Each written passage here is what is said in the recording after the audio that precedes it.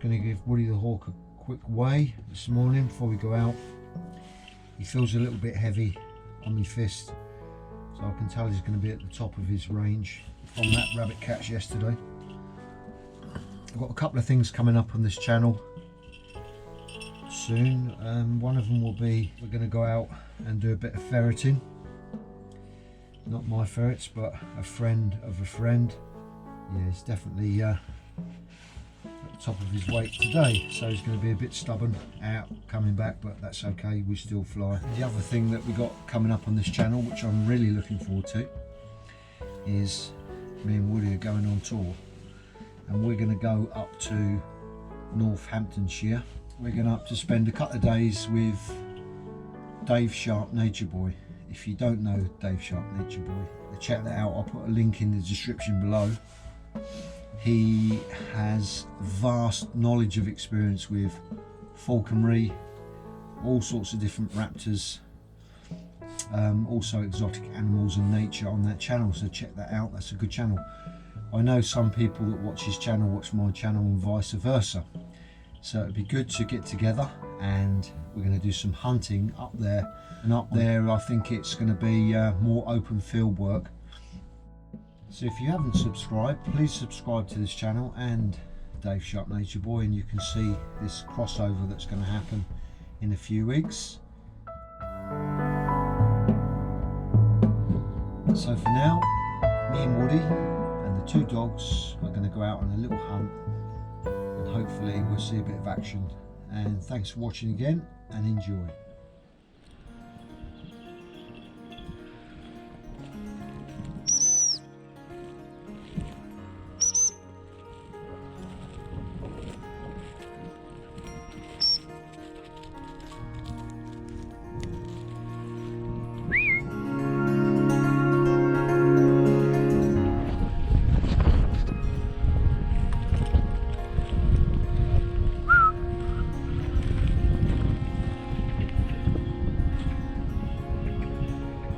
What are you pointing, blackbirds?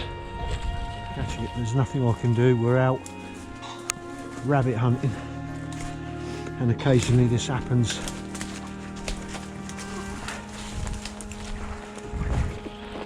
But it might be interesting bit of film.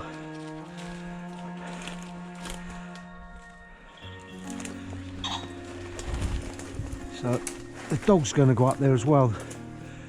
The dog may flush that pheasant.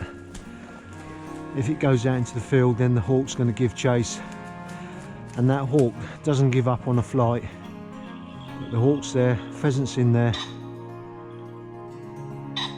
he's warning other pheasants.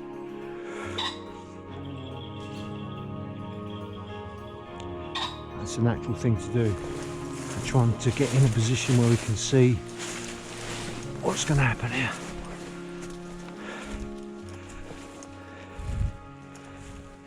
Where are they, Bo? Pheasant's gone quiet now, so it knows I'm here. So it's, although it's, there she goes, there he goes, there he goes. The best defence for any animal is to get into cover. So it's sort of a natural thing to do. Put in, you think it's here, and they run on. And going by what the hawk's doing, the pheasant is running through the wood now. If you can hear the hawk, so it's letting me know to come over and flush. So right below it, there's going to be a pheasant, and that hawk is letting me know just to come over. There's the pheasant there.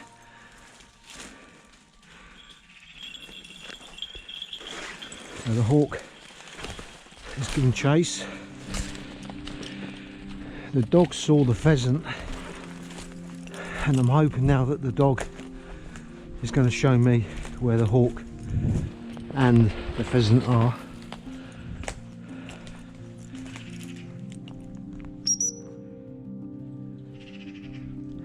dog's coming back now, so he's come from over there. I'll take it. Woody's giving chase on that pheasant along here.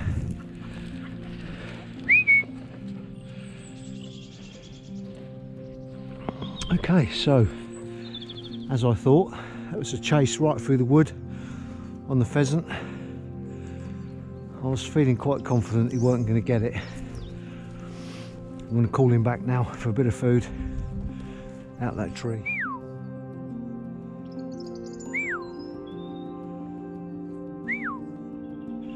So I'm not showing him the food, so it's hidden in this glove, so he doesn't really know whether it's in there.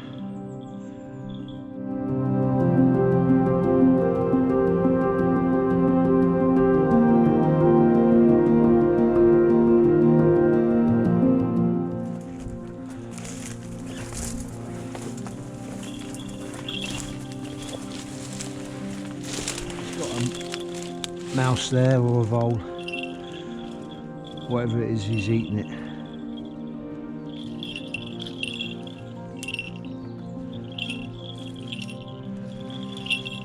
Come on, mate, out you come, out you come.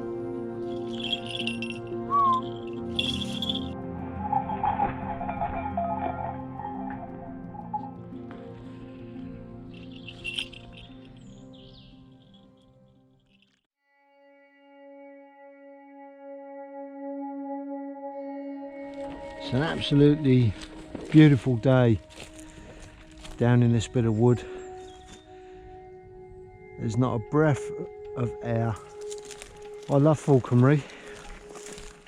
Every animal that eats meat eats another animal that's a living species, and I don't like that side of it.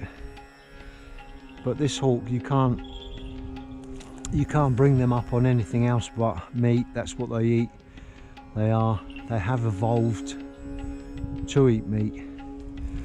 So as the falconer or ostringer, all you can do is literally help nature and eliminate some suffering by assisting as quick as you can to dispatch whatever the hawk's caught. As a younger person, I didn't used to worry so much. You know, I've been brought up with hunting, and when I was a child we used to go out on Sundays with my late father with the shotguns, and we'd hunt our food, take it home. My mum would have had a breakfast ready and then prepared whatever we'd got for the evening meal, for the Sunday meal. I've also done some pest control for the trust, rabbit in with ferrets, you know, removing some of the pests because they was overrun with them a few years back, and every rabbit I had to dispatch, and after a while I couldn't do it anymore and didn't shoot anything anymore unless it was for pest control and the farmer really needed to get rid of some pigeons, and then I would eat them. But it's difficult as you get older to do these things. So I've ended up sort of involuntary, really, having to dispatch things again, just because nature, left to its own devices, is actually cruel in the sight of our human understanding. And every single day there's these hawks and falcons catching prey. You know, we can only step in when you've got your own hawk and trying to eliminate some of that. But it's going on, it's nature, it's just going on and on and on. Everything's eating everything, and we can look at it and be disgusted by it, but we share this planet with these creatures, and that's what they're doing. I can understand why people become vegetarians and vegans. I can understand it, but you know, everyone's got to come to their own decisions, and in my opinion, for myself, it's just natural. That's what we do. We eat meat, meat eaters. And I love meat. I like steak, I love chicken, and I love pigeon. It's a good tasty bit of food. This run here straight up through there, and that's been used every single night for how long, who knows. I know behind there's a badger set, so that's probably a little badger run going through there into that wood. When I think about it, we've got all this rapeseed oil here, and you can have all sorts of crops, grain crops in fields, and the combine will come through, or the harvester, whatever's doing the job, and there'll be a lot of death just because we want the vegetable side of things or the grain side of things. You just can't eliminate it. And then why should we be eating the vegetables? They've got a life as well. Everything's living. At the end of the day, life is what it is, and you've just got to embrace it. All we can really do is be courteous to the environment. Just try to be a bit eco, which comes round in a big circle. So when you really want to be eco-friendly, what's better than to get a hawk catching your food, which is free range. And I have eaten what the hawk's caught, prepared it, and then cooked and eaten it. Even though there's no politics out here, in some ways it can creep in.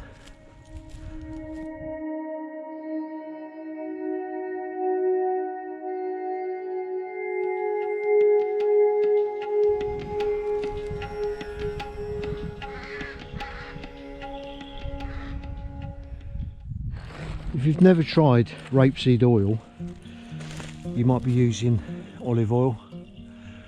Try it, get yourself a bottle of rapeseed oil, put it on your salad.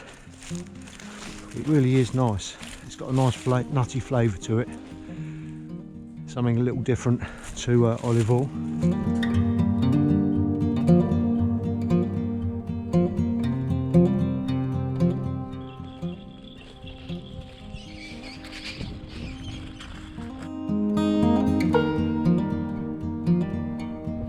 No, lost that one, I saw it go.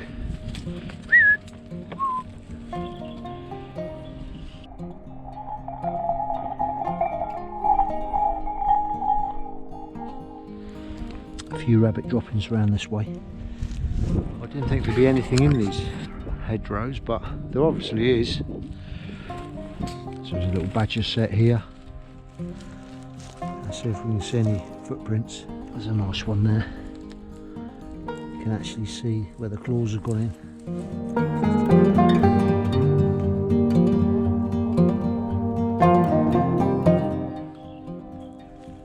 Yep, someone's nicked that motor there, drove it into this field, set fire to it. Mercedes.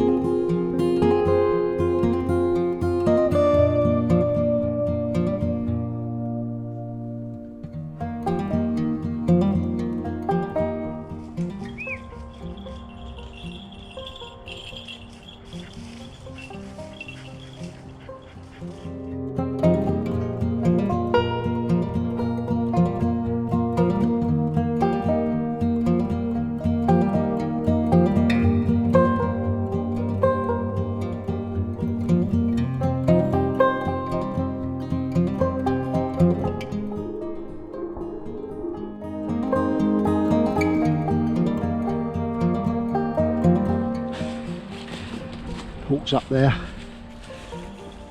He's been calling me to come down here and flush. So there's something in there. I shall honour what he's asking me to do. And the dogs are going in. And we'll keep an eye on the hawk. There he goes. So that was a hen pheasant that he was asking us to flush.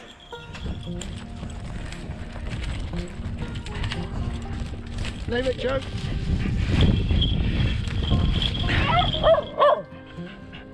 Leave.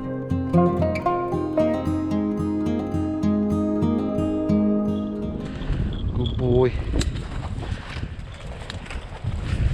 Good boy.